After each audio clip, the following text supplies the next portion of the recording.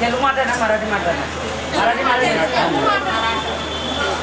आज आम्ही कोणत्याही निवडणुका नाही काही नाही तरी आपले सोलापूर शहर उत्तरचे आमदार विजयकुमार देशमुख मालक आपल्या ठिकाणी भेटण्यासाठी आलेले आहेत।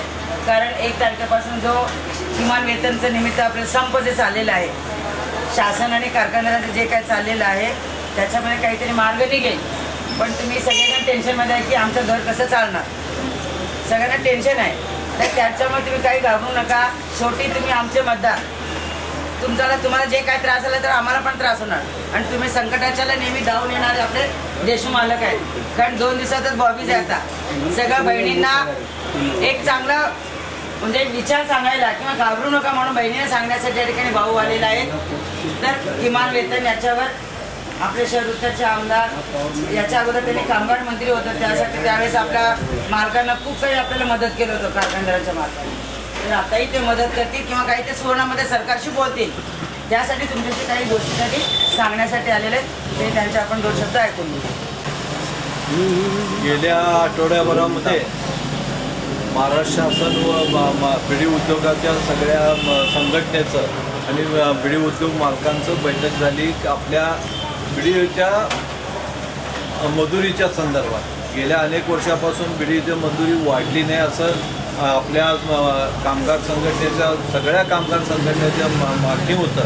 त्यानुसार यावर्षी आपल्या या कामगाराचे मंत्री पुणकर साहेबांनी दर 1379 रुपये दर जाहीर केलं असं त्या बैठकीमध्ये ठरलं। त्या बैठकीमध्ये बिडी उद्योजक मालक व सगळे कामगार संघटना त्यामध्ये उपस्थित होते। त्यामध्ये असं ठरलं गेलं। पण आता मात्र बिडी उद्योग ज्या मालक लोक आहेत त्यांचं असं म्हणणं आहे की आज आपल्याला मी आता इथं आल्यावर मी तुमच्या ते त्यांचं नोटीस वाचलो की आम्हाला हा परवडत नाही, इतर राज्यामध्ये कमी भावामध्ये होत आहे किंवा तिथं मजुरी कमी आहे इथं जास्त आहे त्यामुळं आम्हाला परवडत नाही असं त्यांचं म्हणणं आहे। पण हे म्हणणं त्यांनी त्यावेळी तिथं मांडायला पाहिजे होतं। इथं तुमच्यासमोर मांडून का उपयोग आहे? शेवटी भाव ठरविणारे महाराष्ट्र शासन ठरवते आहे, सरकार ठरवते आहे आणि सरकार विचार केलं जात आहे की बाबा आपल्या ह्या उद्योगामध्ये जवळपास केवळ सोलापूरचा विचार केला असता 30 ते 40 हजार महिला आपले बिडी उद्योगांचा व्यवसाय करतात आणि हे व्यवसाय करत असताना त्यांचं पोट भरायला पाहिजे, त्यांना मजुरी पडायला पाहिजे हा विचार करूनच त्यांनी हा रेट ठरवलेला असतं। आपल्याला व्यवस्थित मजुरी मिळावं, आपलं व्यवस्थित घर चालावं यासाठी त्यांनी हा मजुरीचा रेट ठरविलेला आहे। मालकांनी तरी नोटीस लावलं असेल तरी मालकांच्या बरोबर पुन्हा एकदा मी आपल्या कामगार मंत्र्यांशी चर्चा करीन आणि पुन्हा एकदा बोलून घेईन। त्यांचे काय अडीअडचण आहेत तेही समजून घेण्यात येईल। पण मला असं वाटतं की हे जे बिडी उद्योग 1 तारखेपासून बंद करू हे ते चाललं आहे ते बंद न होता हे कायम स्वरूपी चालवावं लागतं। कारण आज सोलापुरांचं 30-40 हजार महिला आमच्या ताई लोक माता बहिणी इथं काम करतात, त्यांच्या पोटाचा प्रश्न आहे, त्यांचा कुटुंबाचा प्रश्न आहे। हा सगळा विचार केला असता मी मुख्यमंत्र्यांनी ताबडतोब एक आजच फॅक्स पाठवून देतो आणि या संदर्भात एक लवकरात लवकर विचार व्हावा या संदर्भात कळवतो। आपण सगळे न घाबरता आपण आपल्या कामामध्ये राहावं आणि आपण सगळ्यांनी पूर्वी जसं काम करत होतो तसं काम होणं चालूच राहणार आहे, बंद पडणार नाही याची आम्ही दखल घेऊ आणि सरकार दरबारी सांगून लवकरात लवकर हा प्रश्न सोडवण्याचा प्रयत्न करू। आणि तुम्हाला सगळ्यांना उद्याच्या येणाऱ्या राखी पौर्णिमेच्या सगळ्या ताई लोकांना शुभेच्छा। सोलापुरातील सगळ्याच कामगारांचा निर्णय घेऊन आम्ही लेखी निवेदनं घेऊन त्यांना मुंबईच्या आयुक्तांना आम्ही पाठवलं आणि त्या गोष्टीचा लक्षात न घेता विचारात न घेता हे एकतर्फीपणे हे जाहीर केलं असं आमचं म्हणणं। मालकांचा पण काहीतरी विचार करायला पाहिजे होता, ते मालकांचा विचार तिथे घेतलं गेलेलं नाही आहे त्यासाठी ते एकतर्फा झालेलं आहे। थोडंसं पुन्हा एकदा तुम्ही विचार करायला आमच्यासाठी तुम्ही प्रयत्न करा माझं नाही। तुम्हाला असेल तर सांगा, सगळ्यांचं मंजूर आहे ना मजुरी आहे त्याच्यावर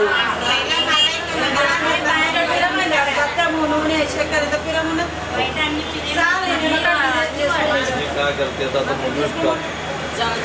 बंद हे विचारत नाही। मी एक तुमचा एक भाऊ म्हणून विचारतो या मजुरीवर आपलं घर चालतंय का? ऐक या बंद्याला पण परवडलं गेलं पाहिजे ना. 5 वर्ष ओढत नाही काय त्यामध्ये. कोमापूर मोगलामा गोळा. नमस्ते आमदार भाऊ. पहिला नारळी पौर्णिमेच्या शुभेच्छा तुम्हाला पण. मराठी मात्रतात. तर नारळी पौर्णिमेच्या पुढे संध्याला एक भावाने आपल्या बहिणीला भेटण्यासाठी आलेलं आहे.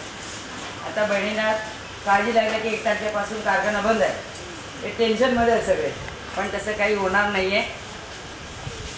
त्यासाठी मालकाने आलं की आपण काहीतरी महिलांना आपण सांगू, आपल्या बहिणीला आपण थोडं आश्वासन, आम्ही काहीतरी करतो, घाबरू नका, आम्ही तुझ्या पाठीचे आहे.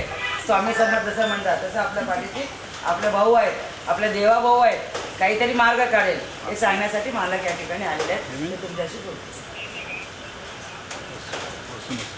गेल्या 2-4 दिवसापासून बिडी कामगारांचं मालकाने असे बोर्ड लावले सगळ्या कारखान्यात किंवा पूर्वी एवढं होतं, आता एवढं वाढ झालेलं आहे, त्यामुळं त्यांना परवडत नाही. आणि हा बिडी व्यवसाय आम्हाला परवडत नसल्यामुळं आम्ही इतर राज्यामध्ये घेऊन जाणार आहोत आणि त्यामुळं हा कारखाना बंद करावा लागेल असं मग त्यामुळं तुम्हाला सगळ्याला असं वाटायला लागलं की कारखाना आता 1 तारखेपासून बंद करणार आहेत काय. आज या सोलापूर शहरामध्ये जवळपास 30 ते 40 हजार आमच्या माता बहिणी सगळे बिडी व्यवसायामध्ये गुंतलेले आहेत. त्यांचं मजुरीच त्याच्यावर आहे, त्यांचं घर पण ते चालत असताना महाराष्ट्र शासनाला गेल्या अनेक वर्षापासून असं वाटत होतं की ज्या आपल्या संघटना आहेत, कामगार संघटना, ते सातत्यानं म्हणत होते की हा जो पगार आहे तो पगार फार अल्प आहे, लोकांच्या त्याच्यावर उपजीविका होऊ शकत नाही, त्यामुळे ह्या पगारामध्ये वाढ व्हावं म्हणून तिथं बैठक लावली गेली. या बैठकामध्ये कामगार मंत्री पुलकर साहेब असू द्या, या इथल्या मालक संघटनेचे सगळे प्रतिनिधी व तसेच कामगार संघटनेचे प्रतिनिधी यांनी सगळ्यांनी बैठक घेऊन त्या बैठकीमध्ये असं ठरलं की 1379 भाव मजुरी आपल्याला मिळणार आहे असं ते द्यायला पाहिजे असं त्यांनी सांगितलं मालक लोकांना. आणि त्याप्रमाणे ते ठरल्याप्रमाणे तसं तो GR निघाला आणि त्या GRमध्ये असं ठरलं की आता येणाऱ्या 1 तारखेपासून तुम्हाला पगारमध्ये वाढ व्हायला, मजुरीमध्ये वाढ व्हायला पाहिजे आणि त्याप्रमाणे मजुरी मिळायला पाहिजे. पण मालक लोकांचं त्यावेळी विरोध होता. पण त्या विरोध असतानाही आपल्या सगळ्या कामगार संघटनेवाल्यांनी म्हणलं की गेल्या अनेक वर्षापासून आम्हाला ही वाढ मिळत नाही आणि ते मिळायला पाहिजे आणि त्यामुळं कामगार मंत्र्यांनी तो वाढ करून दिला आहे. पण मालक संघटनाचा अध्यक्षांचं म्हणणं असं आहे की त्यामध्ये आमचे कारखाने चालू शकत नाहीत किंवा आम्ही एवढं मजुरी दिलं तर बिड्या पुढं खपत नाही एवढ्या महाग ह्याच्यामध्ये. आणि त्यामुळं त्यांनी हा नोटीस लावलेला आहे. या नोटीस लावलं तरी तुम्ही कोणी घाबरायचं कारण नाही आहे.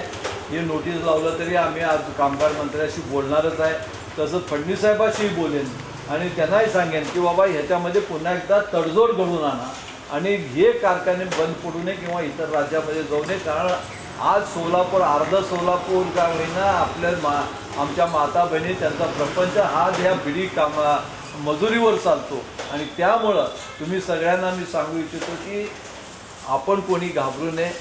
ह्या व्यवसाय हे असं चालू राहणार आहे आणि तुमचं कोणी मजुरी हिसकावून घेणार नाही आहे आणि हे उद्योग आम्ही बाहेर राज्यामध्ये जाऊ देणार नाही याची आम्ही काळजी घेऊ. एवढंच मी सगळ्यांना सांगण्यासाठी मला ताई म्हणले की आज तुम्ही येऊन सांगून त्यांना सगळ्यांना आश्वासन द्या. मी तेवढंच आश्वासन तुम्हाला सगळ्यांना देण्यासाठी तो उभा आहे आणि आपल्या सगळ्याला सांगू इच्छितो की येणारा नारळी पौर्णिमा आणि तसं राखी पौर्णिमा आपल्या सगळ्याला सुखाचं जावं व सगळ्यांना मी सांगू इच्छितो की आपण कोणी न घाबरता किंवा आपलं काय होईल असं न विचार करता आज सरकार आहे.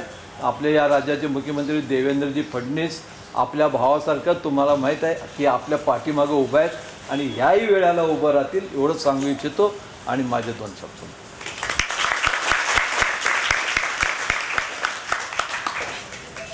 कुणाला काय मजुरीबद्दल काय बोलायचं आहे का? मजुरी काय ताई 245 मध्ये आपलं प्रपंच भागतंय का ताई? भागताय का? भागत नाही म्हणून तर परवा वाढवून दिलेलं आहे. 230 रुपये 40 पैसे होतं. सगळं वाढला 40 होते 80 झाला 1 किलोला. मग त्याप्रमाणे सरकार तुम्हाला मजुरी वाढवून दिली तर वाढून दिलं तर मालकाला परवडायला पाहिजे ना ते.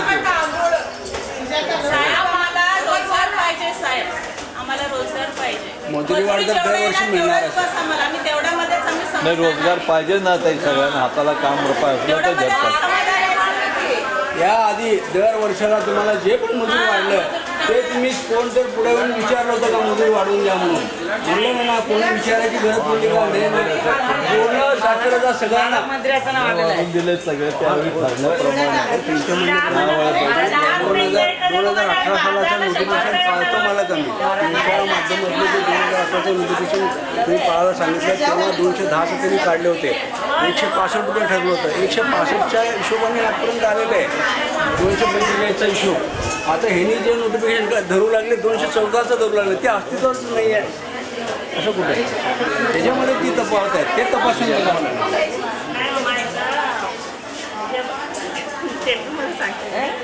इकडं 10 रुपये 15 रुपये साहेब मग वाढायचं आणि बाजार लिंत वाढायचं आधी मे मग आधी टक्का कळाल इकडे मग हिशोबचं डिसड हो, मोदी सरकार रेशन फ्री मध्ये देतच किंवा मी मी रेशन मध्ये फ्री धान्य द्यायला ना मोदी सर मोदी मदत करते तो.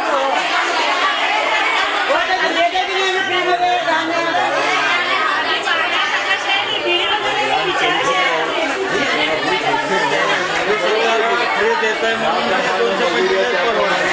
भाव सारखं वाढत इथं वाढला बरोबर 1 महिन्यात तिथं वाढतेच ना.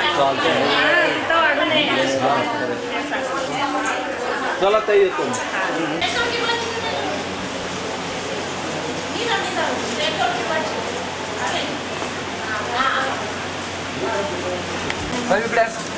मला करा. आहे ना ताई आहे.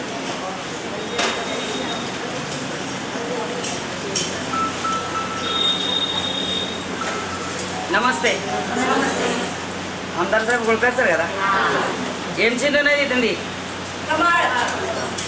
మరి మధ్యాహ్నం లేదు ఏం లేదు మాలకు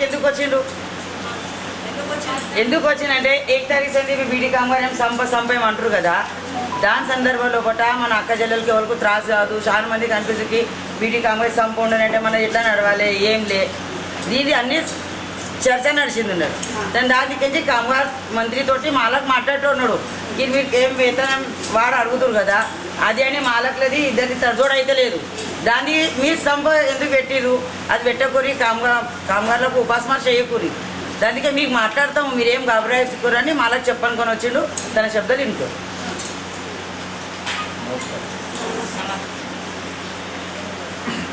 आपल्याला सगळ्यांना माहीत आहे, मध्यंतरी महाराष्ट्र शासनाचे आपले कामगार मंत्री व तसंच आपल्या या सगळ्या बिडी कारखानदाराचे मालक प्रतिनिधी व आपले कामगार प्रतिनिधी यांचं एक बैठक मुंबईचं एक जवळपास 2 ते 4 वेळा बैठक झाला.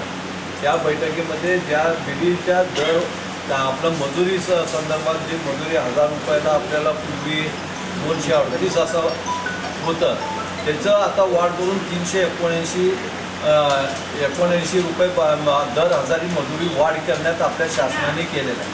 कारण आपल्याला माहीत आहे की आपण दिवसभर कष्ट करून आपल्याला मजुरी ते पूर्वीचं मजुरी आपल्या प्रपंच चालू शकत नाही. आपलं प्रपंच चालू करत असताना आपल्याला अनेक घर चालवत असताना आता महागाई फार वाढलेली आहे. त्यामुळं आपल्या सगळ्याला तो मजुरी कमी होतं म्हणून आता मजुरी वाढवून दिलेलं आहे.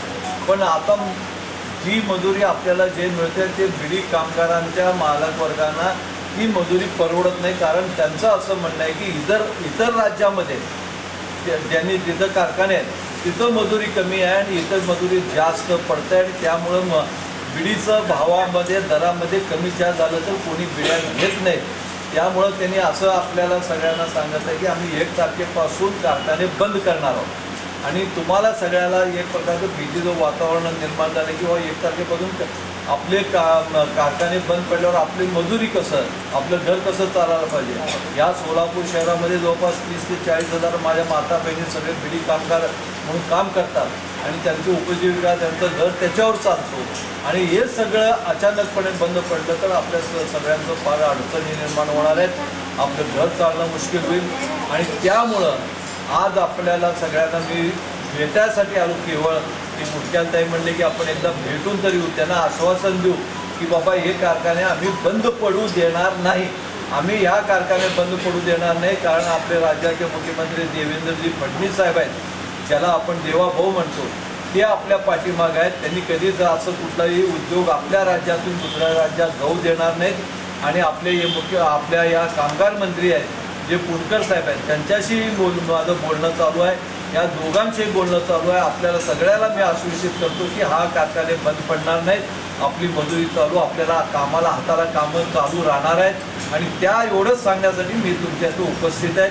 आपण कोणी घाबरून जाऊ नये, कारण त्या माणसाला वाटतं ना अचानकपणे आपलं सगळं बंद पडल्यावर कसं व्हायचं, तसं काही होणार नाही. आपण कोणी घाबरू नये. आणि आम्ही त्या देवाभाऊशी व तसंच पुणकर साहेब संपर्कात आहोत, त्यांच्याशी बोलणं चालू आहे. आणि ते कुठंतरी एक मार्ग काढतील असं आपल्या सगळ्याला सांगण्यासाठी इथं आलेलं आहे. आणि आपण सगळ्यांनी येणारी राखी पौर्णिमासाठी आपल्या सगळ्याला शुभेच्छा देतो, नारळी पौर्णिमेच्या शुभेच्छा देतो. आणि माझी बोलणी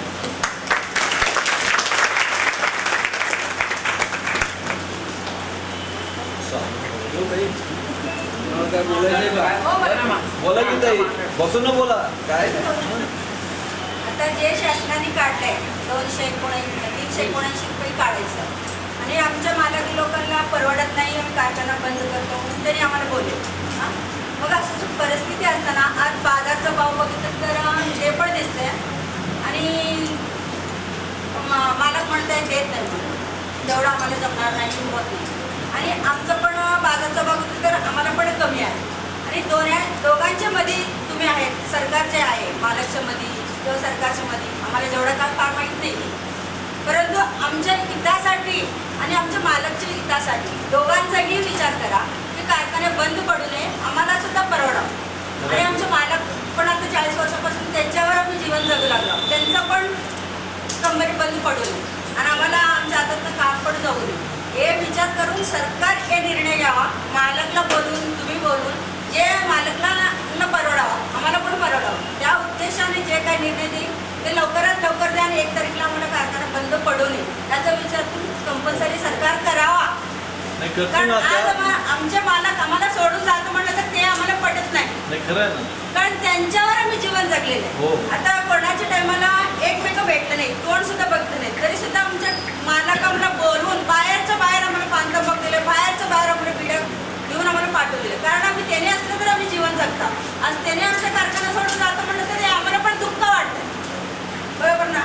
आणि बाजारचा भाव बघून सरकार वाढवलंय का कशासाठी वाढवलं? आज किमान वेतन 2014 पासून भाव वाढवत असताना आपल्या प्रतिनिधी होते ना, त्यांचं मागणी आहे ना ताई, कामगार प्रतिनिधी सगळे 2014 पासून किमान वेतन वाढलेले.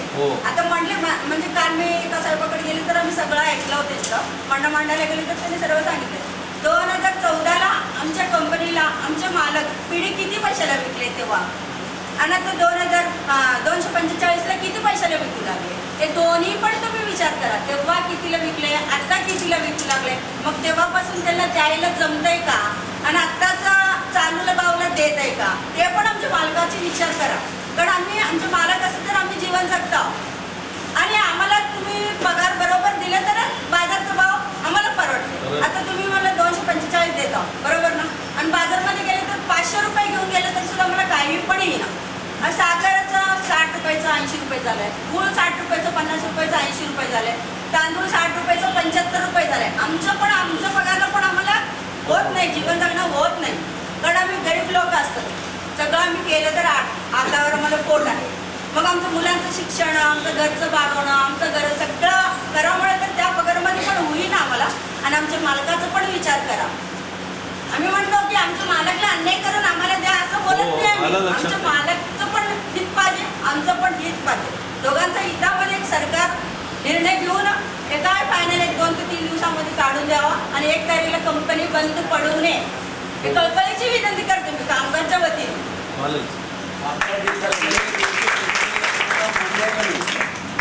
नाही, जे सरकार आमचे मालक जे करतात ना त्याच्यामध्ये आम्ही खुश असतो. आता आम्ही 40 मी करायला लागले 40 वर्ष आणि 2 पिढी चालले एक कंपनी पिढ्यावर.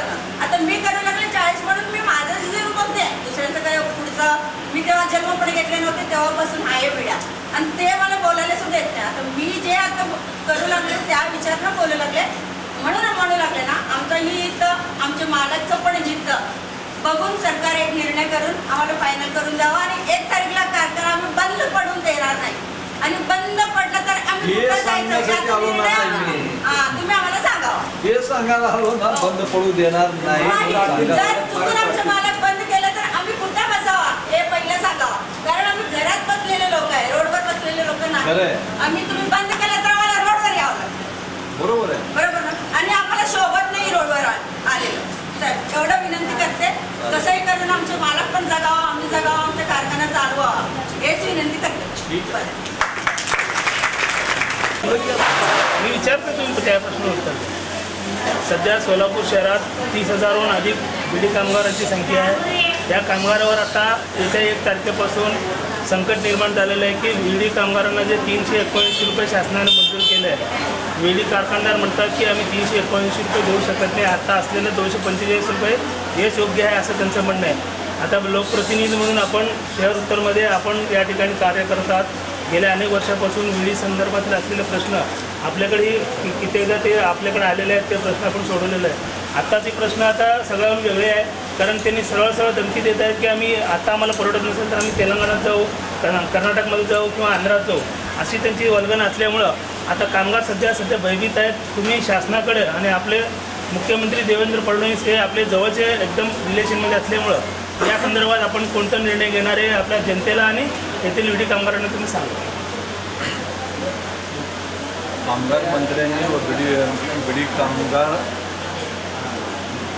संघटना व तसेच आपल्या या बिडी उद्योजक संघटनेच्या बैठका अनेक वेळा होऊन आत्ता जो निर्णय झालेला आहे 389 रुपये हजारी मजुरीचा जो निर्णय झालेला आहे तो निर्णय झालेला होता. त्यामध्ये ह्या अनेक वेळा बैठक झाल्या, मालक लोकप्रतिनिधी, कामगार प्रतिनिधी या सगळ्यांचा सहभाग आहे आणि त्याप्रमाणे त्यांनी तो निर्णय झाल्यावर आत्ता मात्र मालक लोकांचं असं म्हणणं आहे की 379 रुपये आम्हाला परवडत नाही कारण इतर राज्यामध्ये त्याचा भाव कमी पडतो आणि इतर जास्त पडतो. त्यामुळे बिडीच्या रेटमध्ये कमी जास्त झालं तर इकडे एक वेगळं बिडी येते आणि तिकडे असं विकता येत नाही आणि ते परवडत पण नाही. आणि त्यामुळं त्यांनी असं प्रत्येक आपल्या जिथं कारखाने आहेत त्या कारखान्यामध्ये त्यांनी बोर्ड लावले की बाबा हे असं भाव असं वाढल्यामुळे 1 तारखेपासून आम्हाला कारखाना चालवणं अशक्य झालेलं आहे आणि त्यामुळं आम्ही कदाचित दुसऱ्या राज्यात जाऊ शकतो किंवा हा कारखाना बंद करावा लागेल. आणि त्यानिमित्तानं मी आज आमच्या सगळ्या बिडी कामगार आमच्या माता बहिणींना भेटण्यासाठी इथं आलेले आहे. कारण 1 तारखेला त्यांच्यामध्ये एक प्रकारचं दहशतीचं किंवा भीतीचं वातावरण निर्माण झालेलं व 1 तारखेपासून कारखाने बंद पडल्यावर आपण कुठं जायचं, पोट कसं भरायचं हा एक प्रश्न त्यांच्यासमोर निर्माण झालेला आहे. आणि त्यानिमित्तानं त्यांना मी आश्वासित केलं आहे की बाबा हे कारखाने बंद पडू द्यायचं नाही काम हे आमच्या लोकप्रतिनिधी. आणि पुन्हा एकदा आपण मुख्यमंत्र्याला आणि कामगार मंत्र्याशी माझं बोलणं चालूच आहे. मी आज मुख्यमंत्र्याशीही बोलेल, त्यांनाही फॅक्सवरून निवेदन पाठवलं की बाबा हे कारखाने बंद करू दे, ह्याच्यामध्ये तडजोड जरूर आणावा. मी म्हणत नाही की रेट कमी व्हावं, रेट कमी झालं तर आमच्या माता बहिणी सगळे कामगार लोक म्हणतात की आता बाजारभाव एवढं वाढलेला आहे की त्यामुळं आमचंही पोट भरेल. पण तरी त्यांचं असं म्हणणं आहे की आम्हाला मालकालाही सोडायचं. मालक हा कारण शेवटी हा त्यांचा पोटात पाण्याचा प्रश्न आहे, त्यांचा प्रपंच ह्याच्यावरच चालतो. आणि सोलापूर शहरातून जवळपास 30 ते 40 हजार महिला काम करतात आणि हा व्यवसाय कुठल्याही रीतीनं बंद करू नये ह्याच्यासाठी आम्ही सातत्यानं त्याच्या पाठीमागं राहिलो आहोत. आणि त्या आपल्या राज्याचे मुख्यमंत्री अजित देवेगौडांनाही सांगितलं आणि पुन्हा एकदा पुनर्चर्चेविषयी मी आजच बोलणार आहे आणि ह्याच्यामध्ये कुठेतरी तरतूद करून आणायचा प्रयत्न. आपण गेल्या 2018 साली आपण राज्यमंत्री होता, कामगार राज्यमंत्री होता, असाच प्रसंग त्यावेळेला पण घडलं होतं. आपण राज्यमंत्री असताना तो प्रश्न व्यवस्थित हाताळला होता आणि कामगारांना न्याय मिळवून दिला होता. आता आपल्याकडं आमदार पद आहे आणि आपले नेतेही मोठ्या प्रमाणात तिथं कार्य करत आहेत. यावेळेला आपली परिस्थिती नेमकं तिथं जेवढं सक्षमपणे काम होईल असं तुम्हाला वाटतंय का? नाही, यावेळेला होऊ शकतं. शेवटी आहे बघा इथं काम उद्योग टिकवणं हा काम आमचं आहे, म्हणजे असं आपल्या शासनाचं काम आहे. आणि इथल्या मालकांना घेऊन इथल्या आपल्या मजूर लोकही उपाशी राहू नये, मालक लोकांचाही व्यवसाय बंद करू नये, हा ह्याचंही कुठेतरी तडजोड करणं हे आमचं काम आहे. तेवढंच मी सांगू इच्छितो की आपल्या या राज्याचे मुख्यमंत्री देवेंद्रजी फडणवीस साहेब हे कधीच अशा गोष्टी घडू देणार नाहीत आपल्या राज्यामध्ये आणि ते ह्याच्यामध्ये लक्ष घालून ताबडतोब सोडून देतील. काल असं स्टेटमेंट आलं की मालक लोकांचं म्हणणं आहे की आम्ही पर राज्यात जाणार आहे. मुख्यमंत्र्यांचं म्हणणं असं आहे की आम्ही त्यांना कुठल्याही परिस्थितीत आम्ही सगळं सवलत दिलेलं आहे. असं असताना सुद्धा जर असे वल्गना करत असेल आम्ही त्यांच्यावर कारवाई करू. मग आपण आमदार म्हणून कुठल्या बाजूने झुकणार आहे? म्हणजे कामगारांच्या बाजूने झुकणार आहे का शासनाच्या बाजूने झुकणार आहे? नाही, मी तर कामगार आणि शासनाबरोबरच राहणार आहे ना शेवटी. आता हाच कामगारांच्या हाताला काम पाहिजे तर आपण शासनाच्या पाठीमागे लागायला पाहिजे. आपल्या राज्यातील मुख्यमंत्र्यांच्या पाठीमागे लागून हा व्यवसाय बाहेर जाऊ नये आणि यांना पुरेसा मजुरी मिळावा यासाठी सातत्याचा प्रयत्न करेल. आपण दिलेल्या प्रतिक्रियेबद्दल धन्यवाद.